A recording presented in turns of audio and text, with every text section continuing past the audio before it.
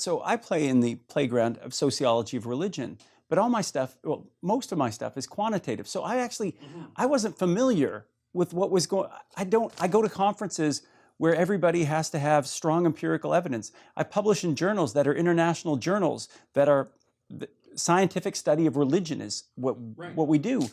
So, you know, I'm familiar with Foucault and that stuff, but that's not where I play. So I wasn't really exposed to what's going on. And you don't really think, well, they can't. There's no reason to be that concerned about it until about 3 years ago. Well, this is it. But then I'm trying to get into the headspace of some of my colleagues. So I got out a textbook. It was called Race, Class, and Gender. And it's an anthology that's used in cultural studies courses, in women's studies courses. And it's sort of the go-to text, so I'm told. And I'm reading it, and I turned to page 14, and I can tell you it's page 14 because I was so astounded by what I found. And it said, it says, objectivity as found through rational thought is a Western and masculine concept that we will challenge throughout this text. Yeah, right. Yeah. And I said, it's too bad that you're shocked by that. Because I couldn't believe it. So you want to go for irrational? The PC types have been saying exactly that since the 1970s. Like that is they make no mistake about this. This is why MacLatchy is wrong. This isn't something they're secreting in. This is the dead statement. Oh yeah, it's that the whole notion of logic and coherence and empirical data, for that matter, evidence. The very nature. Reject evidence. Let's question the definition of evidence, because the underlying idea, remember, the underlying idea here is that all hierarchies are predicated on power. So if the reason that I put forward something as evidence isn't because it's evidence, it's because it's evidence that I get to have that position of power. And so if you're a postmodernist and you say, well, I'm going to question your evidence, what you think you're saying is you're going to question my claim to that arbitrary power. The whole idea that there's evidence outside of claims of arbitrary power, the postmodernists dispensed with that in the 1970s. That's Derrida. That's exactly what he said. And all this time I've been trying to get samples of thousands so that I could say, you know, this is a little bit, we can say something, we can generalize. No, that just demonstrates how thoroughly entrenched you are in the reigning patriarchal ideology. I guess, and I was just hoping to get beyond anecdotal. There's no beyond anecdotal. That's become a methodology. Well, that's lived experience. It's called autoethnography. There's a technical term for it. And autoethnography is the publication of a private diary, essentially, in a hypothetically reputable academic journal. It's only because of in the last 3 or 4 years that these things have been happening that I say, well, where do they get this? How do they find these thoughts? Yes, well, we don't want to fall into the mistake of making the assumption that this hasn't been thought through. No. People are not just misunderstanding what evidence is. That isn't what's happening at all. When they say they want to question the definition of evidence, that's exactly what they mean. When they say we want to question the definition of evidence because the definition of evidence currently supports the scientific power structure in chemistry, say, and that's fundamentally dominated by, let's say, white men. We can go after the definition of evidence itself, and that's how we're going to bring it down.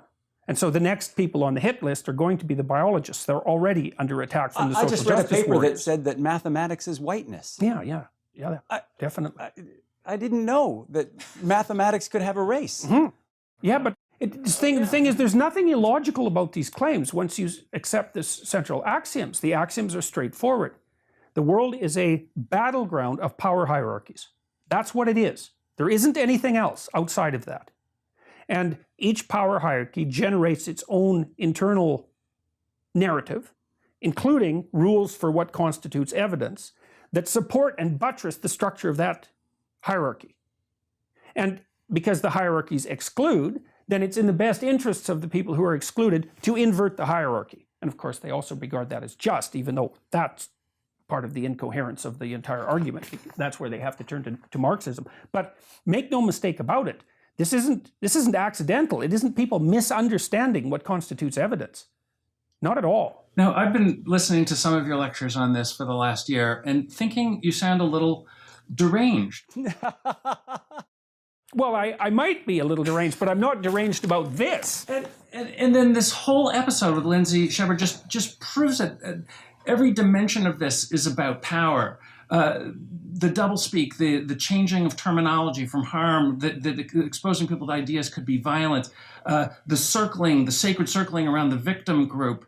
Well, look at what happened at Wilfred Laurier. One of the things that was so bloody interesting that I thought was just fascinating was the unbelievably strategic attempt to transform Shepherd into the perpetrator and Rambakana and Pimlott into the victims, especially Rambakana as a professor of color, right? So what happens, the reverse narrative was, well, Lindsay Shepherd was using something like her white privilege and her white tears, to harass a poor professor of color, untenured professor of color.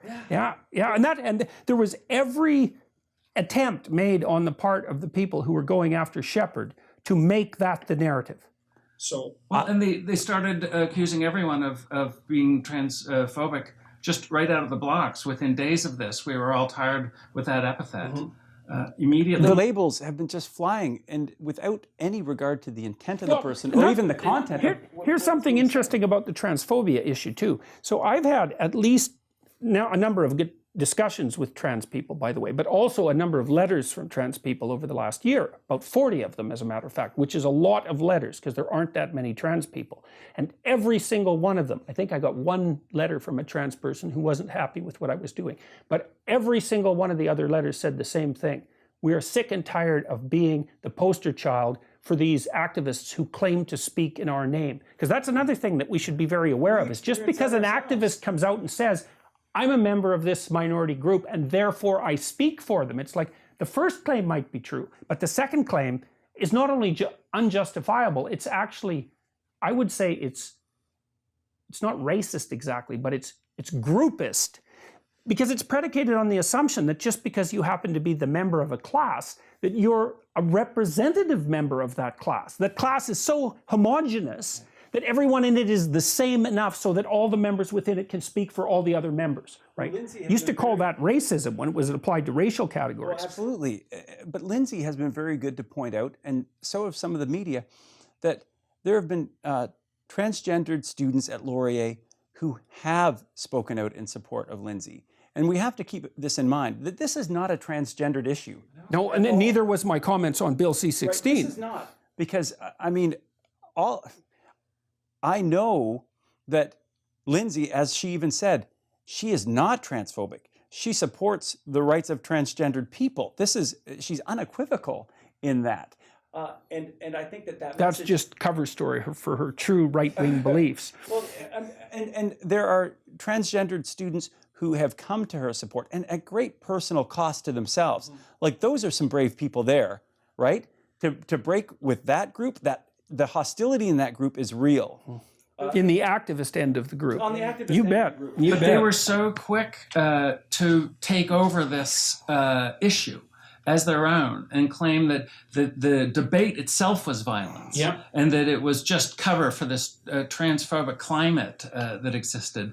And it has nothing to do with transgendered people. Well, you know, it's funny too. You saw the same thing with Rinaldo Walcott when he was on the director of the Women's and Gender Studies at OISE at the University of Toronto. He claimed like 4 times in that interview that the University of Toronto was a white supremacist organization, and I thought, I just don't know what to make of that. Like, I traveled down to my office about a week after that interview, and I happened by some students who were standing outside waiting to write an exam. So there's about 100 of them, And like, this is particularly true at the University of Toronto. I would say that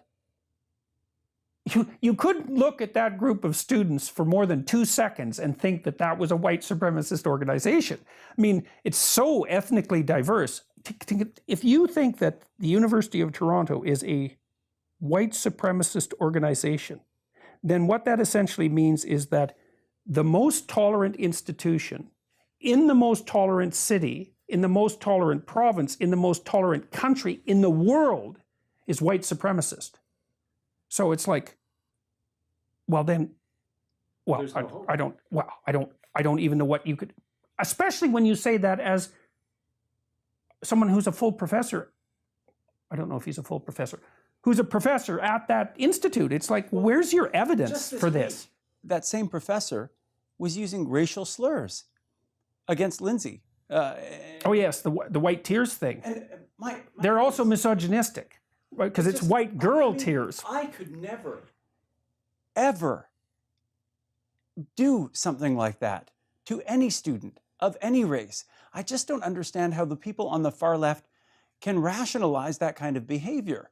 Listen, Well, I think they can believe in free rationalize it speech, with power. but in terms of civility, just in civility, in recognizing the humanity in every person, how can you resort to those kind of racial slights? I don't understand how you can say don't be racist and then you make racial comments, terribly racist comments. I don't do people. Well, no, the idea there is straightforward. You cannot utter racist comments against the dominant group. That's the rule.